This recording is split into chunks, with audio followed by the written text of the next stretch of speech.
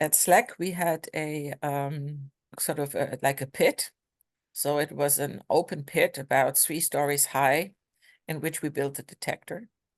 And on top of the detector, there was something which we called the penthouse. And this is where the control room were, the inner control room. We had also a control room somewhere else.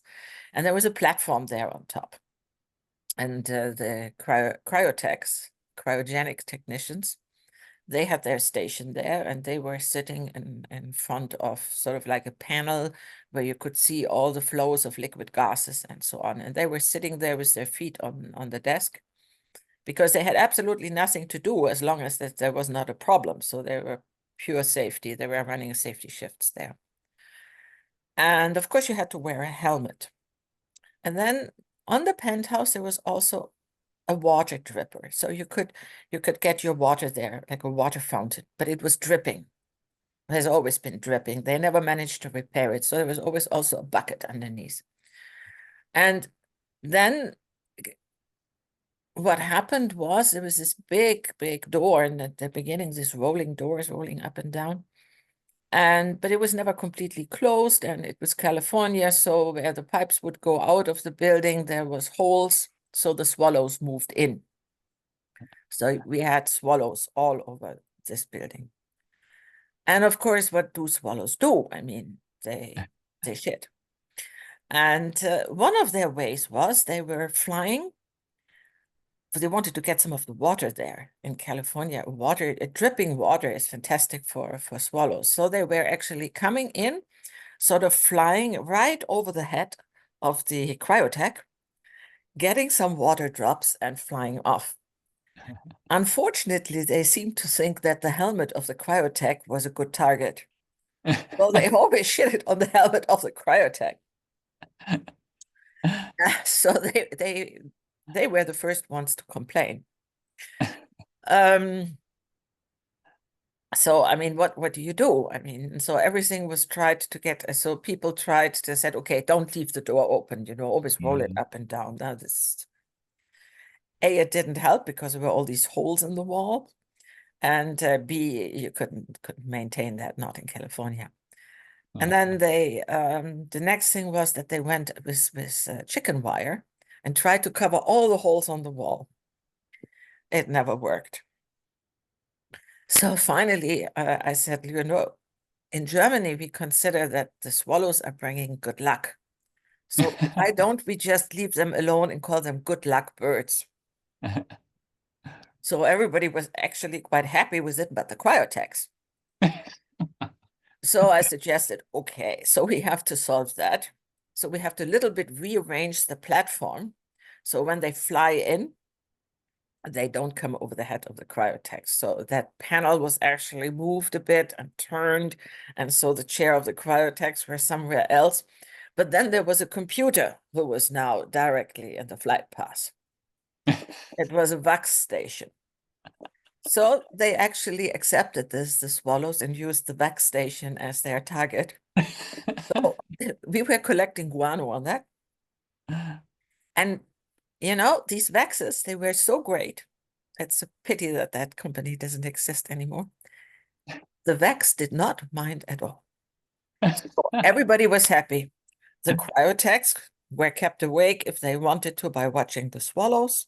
The swallows had water. The VAX was probably happy that it sort of was rained on from time to time and had some diversion from its tasks. We collected the guano from time to time and put it into our gardens. So everybody was happy. And the only thing that didn't happen was that SLD had a hell of a lot of luck. That did not happen. But it was okay. So, now we had the experience of having swallows in our hall, and we had found a coexistence with them. That's true. Yeah. At Fermilab, they were less wise. What they did was they had pigeons moving into their big constructions halls. I think it was for D0, but I'm not sure. I think it was for D0. Yes, it was for D0. They built a uranium calorimeter, so it was. So they had a big hall where they assembled those calorimeter modules. And then the pigeons found their way in there. So what do pigeons do? They shit. And the pigeons were nesting such, and so they actually had a problem that the pigeons were shitting into the calorimeters. Oh. So they had to clean the modules. So there was a group of them looking, because we had been building a calorimeter, not with uranium, but with lead. And so they asked about our experience and what we do. So we told them, okay, cover the modules. Simple, take plastic cover. We always had them covered. And even during construction, we always saw that they were looked for it, that they were not open anywhere, but they were closed, they were wrapped, and we actually flushed them with nitrogen. So they thought this was a good idea, but when they went back to Fermilab, it seemed some of the bosses that it was too much work and too much money to flush with nitrogen and all the plastic covers and doing all this. So they decided that they have to get rid of the pigeons. Mm. So they got a wonderful idea. They put a hawk into this hall, and the hawk was supposed to chase off all the pigeons. And then what happened? Well, I mean, the hawk went after the pigeons, so the pigeons got frightened. And there was a massive amount of birds flying all around there, very frightened at the same time in a restricted space. And they had not covered the calorimeter modules. I think it delayed, I mean, I can't remember the exact, but it took them more than 2 months, that I'm sure, to clean that Yeah. stuff out. And afterwards, after they had finally got the hawk out, they came to reason, bought some plastic, flushed their modules, and covered them. So if a pigeon would shed on it, you change the plastic. Oh my, they really did that.